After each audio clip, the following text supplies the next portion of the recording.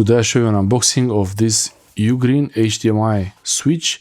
This will switch between two sources and it shows on one monitor, or you would have one source and you switch between two monitors. So it has some kind of diagram here. The 2-in-1 out mode. So you have two inputs here, one or two, and then one output to the TV or monitor.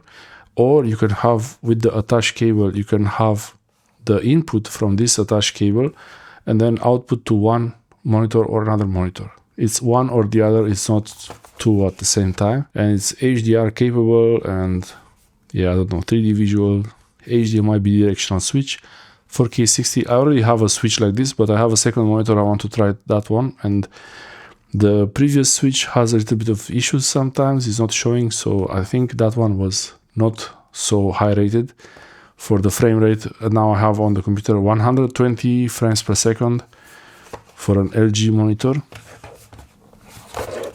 And on that one sometimes the switch doesn't work, but I'm hoping this one will work. This is some information here. I don't really know much of these things here. I know it should be at least HDMI 2.1. This is what I know. So some kind of information here. Is compatible with Windows, Mac OS and Linux, and you can switch with a button. It's not a physical switch, it's an electronic switch, so it has a chip. If you're looking for a physical switch, I don't know why they're not so popular. I would prefer to have a physical switch, but maybe there is a reason for that.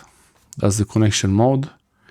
Some information about the Ugreen contact representatives and the model number, and for EU representatives. And yeah, not much around here. Let's see. I like how Ugreen has this kind of pull tab where one corner is, probably I say the same thing in every time when I open one of the boxes like this. Yeah, so it's easy to open. Let's see. So we have some, that's it, nothing else in the box. Some small compliance information, just they had to put that there. This is very solid, nice solid USB, nice solid HDMI cable. So the good thing is that you get an extra cable with this. The previous one didn't have the cable, so I needed to have a cable for it. And user instructions, okay. This is compliance information. Okay. This is more useful, I believe. Yeah, so this looks much more useful. Product information, how it looks like, and the input modes, so one, and then signal indicator. So you have the information what each thing means. It's pretty self-explanatory, but I'll show you. So you see all the information here. So you have here resolutions and HDMI cable. Okay, depending on different sizes. 4K 20 meters, no need for 20 meters. I guess that's the maximum resolutions for. If you have a 20-meter cable, you can only expect full HD at 60 frames per second. Yeah. Okay, package contents, specifications, maximum frame rate and resolution, and notices here. Okay. Nothing else here, and this is the actual switch.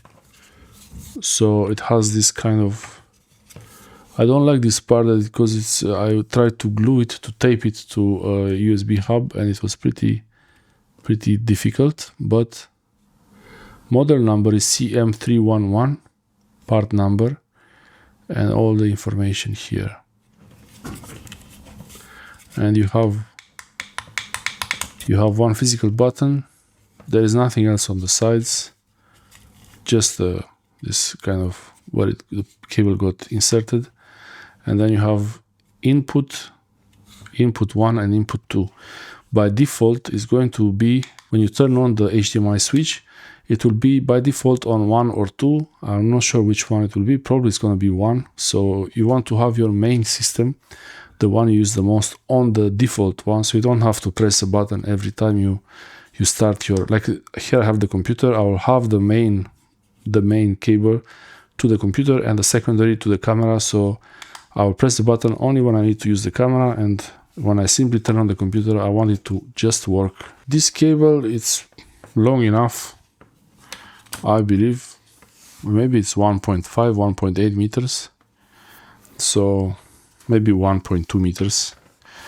The nice thing is that you don't need to use another cable. So all you need is 2 cables to plug in here. And this cable, in my situation, goes to the screen, to the computer. This is the HDMI hub, and I will show you the setup for it in a future video coming soon. It's not really difficult. You just plug in the cables and make sure the screen works. In some situations, it might not work. So thanks for watching, and look for the follow-up video.